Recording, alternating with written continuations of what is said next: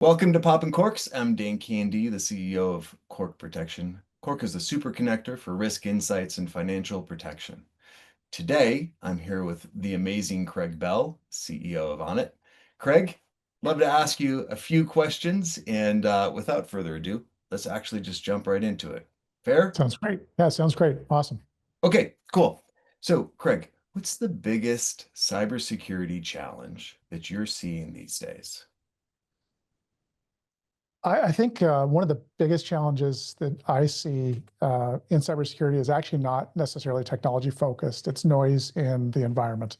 So clients keep hearing about the latest ransomware or all these security vendors selling to them. And I think for SMB, it's a real challenge to understand what they need to be afraid of and what they shouldn't be afraid of. And are they protected or aren't they protected? So it actually tends to be less about tools and more about the client understanding and being aware that there are issues that they need to deal with. Hmm. So then it's your job as a thought leader, as a guide, right, to help get rid of some of that noise, talk less about the tools, I'm assuming.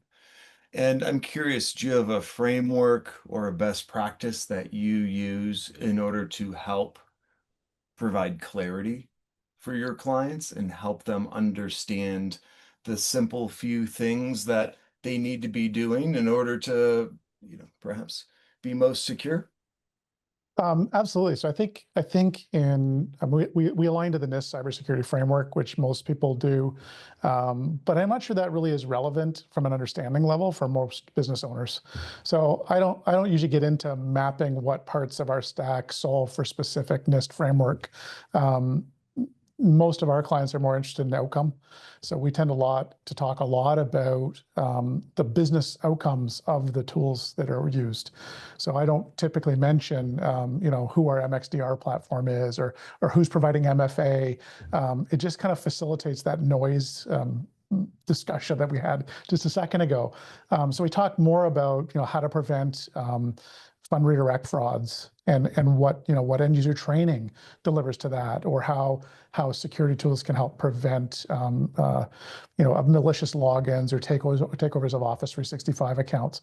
The tools are like, don't take me wrong, the tools are absolutely critical. And if you're a director of IT and you want to talk about the down deep pieces of our tool set, happy to do that.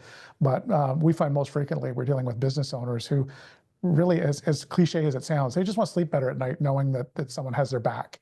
And so we spend a lot more time talking about business outcomes than we do about tool set, which is why Cork is such a great product, is it fits right into that discussion around delivering an outcome. We can talk about the compliance platform and how it keeps us on top of everything, which is fantastic from a technical perspective. But clients know that they're covered by more things than they would be typically, and it's a much more seamless process for them as opposed to having to evaluate, how exactly your integrations work via API, as an example. Yeah, well said. How often are your clients asking or talking about cyber insurance? And are you seeing that trend moving in a particular way? I would imagine that you're trying to simplify that conversation, those outcomes on their behalf.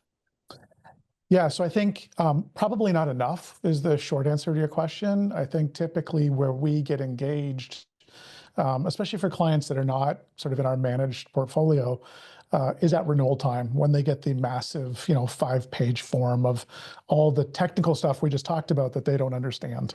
They probably don't understand what PAM is, and what CVEs are, and is MFA enabled everywhere, including VPNs and all these things.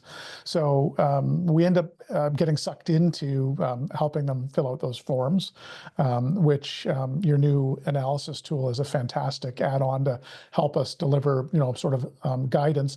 We're certainly not an insurance broker, nor do I want to be, but my job is to provide practical advice for SMBs to mitigate risk at a level that is balanced in the risk to expense equation. Thank you. Sounds like you're using our cyber insurance analyzer tool. Any other aha moments or interesting moments in using any of the core platform that's been helpful? Yeah, I think you guys were super helpful actually in helping us identify something that was exposing us, not our clients, thankfully, but ourselves in our offboarding procedures where we weren't um, releasing licenses for antivirus, as an example. So, if you eliminated an employee, we wouldn't stop spending the costs of antivirus, as an example. You would. So the good news is for our customers, it had no impact, but for us, it had a massive impact. So I think that oversight, your sort of dashboard of, why are things not in alignment in terms of mitigating risk has been super helpful. It's I don't know that it's unique, but it's certainly unique in our tool set of going, look at all these different pieces of the cybersecurity equation and make sure they're all pointed in the right direction and in alignment, and identifying places where we need to do investigations to go, why does this particular antivirus license exist, but nothing else? And so that's been a super good eye-opening thing for us. That's helpful. Thank you.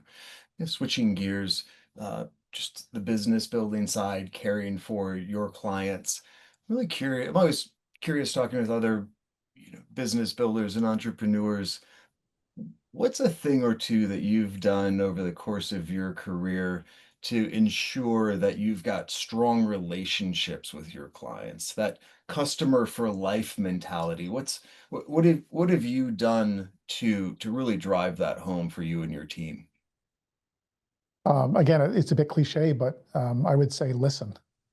And actively ask dumb questions. It's something I've said my whole life is that's my job, is to ask you dumb questions, in part to make you think about what the answer is and perhaps what it should be. So I think listening to what clients are trying to achieve. I think in the IT space, we're often so focused um, on having so many locks on the door that we don't consider what might happen if there was a fire and nobody can get out of the building. So balancing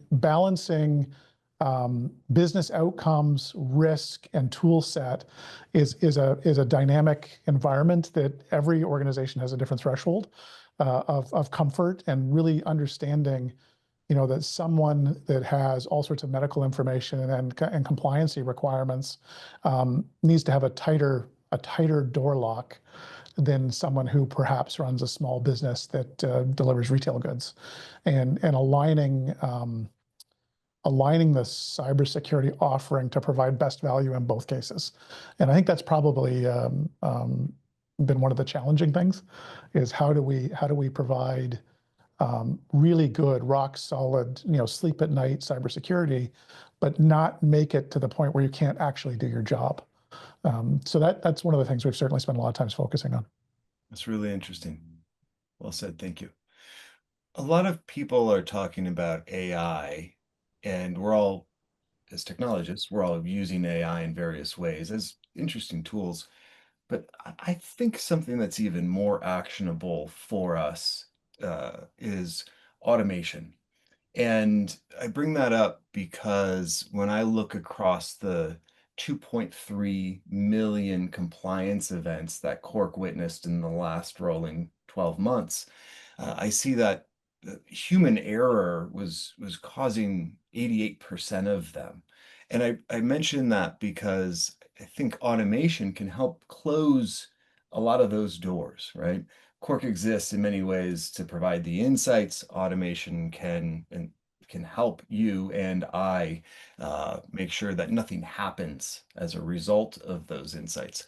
I'm curious, as you're trying to be more efficient, your team is trying to be more efficient, we're trying to together eliminate human error as a result of our efforts. Do you have any thoughts on the role of automation in the months and years to come? Yeah, I agree that automation is a huge business driver. I think efficiencies are where what help drives costs down, and as you mentioned, helps reduce errors. I think one of the things I love about automation is it's consistent. So Hmm. what I mean by that is it either works or it's broken, and if it's broken all the time. And as humans, we're not always so good at doing the same thing over and over and over again. So was very excited to see your recent announcement of partnering with Roost, which is a fantastic robotic process automation platform specific for our industry, for managed services providers. And we're constantly focused on how do we become more efficient, how do we do things more consistently, faster. Every organization has turnover. How do you make sure that you can train the same individual, the new individual, the same way? Robotic process automation takes over a lot of that for us. And I think too, there are a lot of things that robotics are not good at that humans are very good at. So it really lets you put the resources where the best return is in terms of skill set and aptitude. So, if it's resetting a Duo token, let's automate that. Why? As long as we can validate it, it's a legitimate end user request, and verify in a second factor. Why does a human need to do that when you're now waiting? Even if it's only a minute for us to pick up the ticket, you could be already fixed through robotics and process automation. And AI itself, I think the AI journey that we're in right now reminds me a lot of cloud, kind of circa 2000, where everybody was talking about cloud, but there wasn't yet a SMB product that delivered on cloud. And so I have no doubt that AI is going to be a massive game changer. We use it daily. That some of the things that it can do are just amazing. But it also can be used for nefarious purposes, right? So I'm sure you're seeing, I'm definitely seeing smarter phishing campaigns and smarter cybersecurity attacks. So that is certainly something that we have to be aware of on both sides of that coin. So yeah, so to circle back on the robotics and process automation, and that I don't think that the industry has a choice but to go down that path. If you want to scale your business and support your customers in a better fashion, I'm not sure there's enough people to do it. So let's focus them in the right places. Perfect. Thank you. All right, last question. If you could have one superpower, what would it be? Yeah, so that's always a tough one. There's so many choices. I think for me, I've always loved helping people, clients, people, and so if I could have a superpower, I think it would be the ability to stretch my time so that I can help more businesses do better things and help agencies do better work and deliver them securely. It's not as sexy and cool as invisibility or flying or laser eyes, but no, I think I would love to have more time to be able to do more things. Well said. I think I have forgotten to take out the trash or done a number of other things where my wife has given me laser eyes from time to time. So I've seen that one in action. So, Yeah, anyways, definitely don't want to be the recipient of those. Yeah, for sure. exactly. Yeah.